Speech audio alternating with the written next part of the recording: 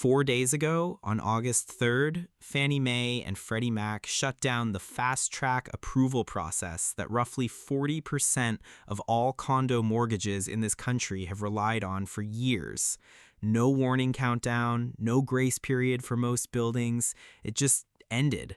And in Boston, where a huge chunk of the housing stock is 100-year-old brick buildings and small associations that were never built with a federal underwriting file in mind, that one change is about to slow down condo sales in a way most buyers and sellers don't see coming. This isn't a story about interest rates. Rates have actually been drifting down lately, sitting around 6.65% for a 30-year fixed as of this week. This is a paperwork story, and it's going to affect anyone trying to buy, sell, or refinance a condo in this city over the next year. So let's actually walk through what changed, why it happened, and what it means for you if you own or want to own a condo in Boston. Here's the simplest way to understand it. When you get a mortgage on a condo, you're not the only one getting reviewed. The entire building is too. Before Fannie Mae or Freddie Mac will back a loan on your unit, they check the whole condo association, how much money it has in reserve for repairs, whether it has enough insurance, how many owners are behind on their dues, and how many units are owned by investors instead of people who actually live there. If the building passes, it's called warrantable, and that just means it qualifies for a normal conventional mortgage. If it fails even one of those checks, the whole building becomes non-warrantable. And that's the part people don't realize hits everyone in the building at once. It's not just your loan that's affected, it's every single owner trying to sell or refinance in that building, because almost no conventional lender will touch it anymore. For years, there was a shortcut. It was called limited review at Fannie Mae and streamlined review at Freddie Mac. If a buyer put down a decent chunk of money, usually 10% or more on a primary home, the lender could skip the deep dive into the building's finances entirely. They'd check basic stuff and move on. According to CNBC's reporting this week, that shortcut covered roughly 40% of all condo mortgage approvals nationwide. As of this past Monday, August 3rd, that shortcut is gone. Every condo loan on a building with more than 10 units now needs what's called a full review. The lender has to actually go through the association's budget, its reserve account, its insurance policy, any lawsuits it's dealing with, and its delinquency rate before your loan can close. The head of a Fort Lauderdale mortgage company, Max Slyuserchuk, put it pretty bluntly to CNBC. He said the process will now take much longer and result in a lot of disqualified applications. He's actually asking federal regulators to delay or soften the rule. He's not alone. The Community Associations Institute, along with groups representing community lenders and mortgage brokers, have all raised the same concern. This is going to slow deals down and knock some buildings out of financing altogether. So why did this happen? It traces back to something a lot of people remember. The Champlain Towers South collapse in Surfside, Florida back in June 2021, which killed 98 people.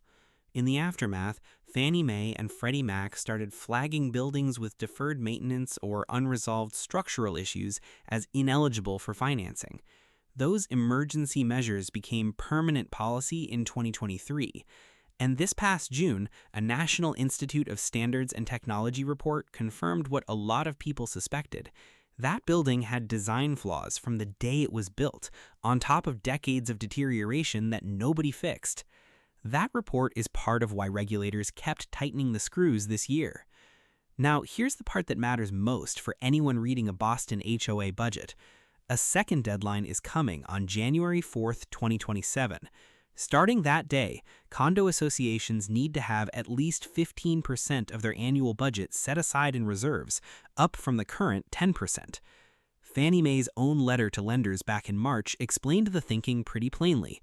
Buildings with weak reserves usually can't keep up with repairs or handle a surprise expense, and that ends up pushing owners into surprise special assessments, higher monthly dues, or in worse cases, missed mortgage payments and foreclosure. Here's why that number should worry a lot of Boston boards specifically. This city is full of exactly the kind of buildings that struggle to hit 15%. Back Bay brownstones, South End walk-ups, small associations with 2 to 6 units scattered across Dorchester, Jamaica Plain, and East Boston. These are buildings that are a century old, with roofs, elevators, and masonry that are original enough to need real money behind them. And a lot of these boards have historically budgeted somewhere around 5 to 8% for reserves, according to industry data compiled by mortgage researchers this year. That's less than half of what's about to be required. And a lot of boards genuinely don't know this is coming. The Community Associations Institute actually sent a letter to federal housing regulators on July 9th asking for a one-year delay specifically because so many condo boards and property managers have no idea the rule exists yet. Don Bauman, the organization's CEO, told CNBC that there will be buildings that simply don't know about the change, and by the time they find out, they won't have time to comply. Think about what that actually means if you own a unit in one of these buildings. You might do everything right. Good credit, steady income, a solid down payment, and still get denied. Not because of anything about you, but because your HOA never bothered to raise dues to a level Fannie Mae now requires. And if your building loses its warrantable status, it's not just your sale that stalls. Every neighbor trying to sell or refinance in that building hits the same wall all at the same time. Now let's look at what's actually been happening in the Boston condo market itself, because the picture right now is more mixed than people expect, and that mix is exactly why this new rule is going to land unevenly. Back in April, the median Boston condo sale price was $750,000, up from $732,000 a year earlier, according to the Greater Boston Association of Realtors. But condos were also sitting on the market for a median of 51 days, which is an 18.5% jump from the year before. That's the early warning sign: prices holding up, but deals taking a lot longer to close. Statewide, the Massachusetts Association of Realtors reported condo prices ticking up too, from $580,000 to $590,000 in June compared to a year earlier. And according to Homes.com's market data, Boston condo sales actually rose 9.3% year over year in June, with prices up 2.4%. So heading into August, the condo market wasn't collapsing. If anything, some parts of it were quietly recovering. But that recovery was happening under the old rules. None of that data reflects what happens now that full review is mandatory for almost every condo loan in the city. And the market was never uniform to begin with.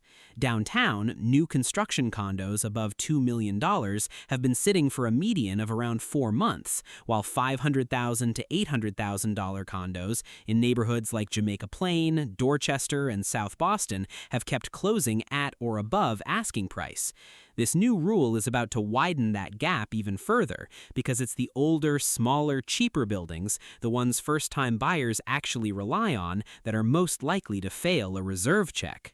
So what does this actually mean if you're trying to buy, sell, or sit on a board in Boston right now? If you're buying, ask for the HOA's budget and reserve numbers before you write an offer, not after you're already under contract. Find out if the association has a reserve study done in the last 3 years and whether it's actually funding to the level that study recommends. If the board can't answer that clearly, factor in extra weeks for your closing because your lender now has to dig through all of it.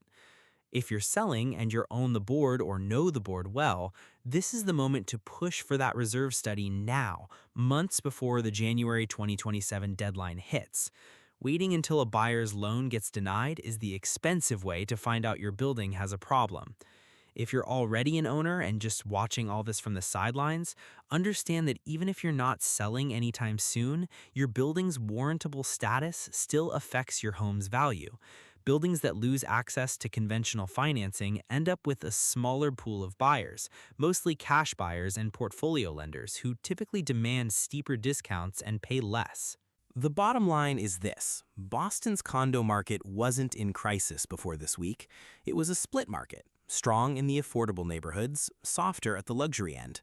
What changed on August 3rd is that a paperwork requirement just got dropped right into the middle of that split, in a city with more old buildings and underfunded reserves than almost anywhere else in the country. The next deadline is January 4th, 2027, and that's when the 15% reserve rule fully kicks in. Boards that start now have time to fix this quietly.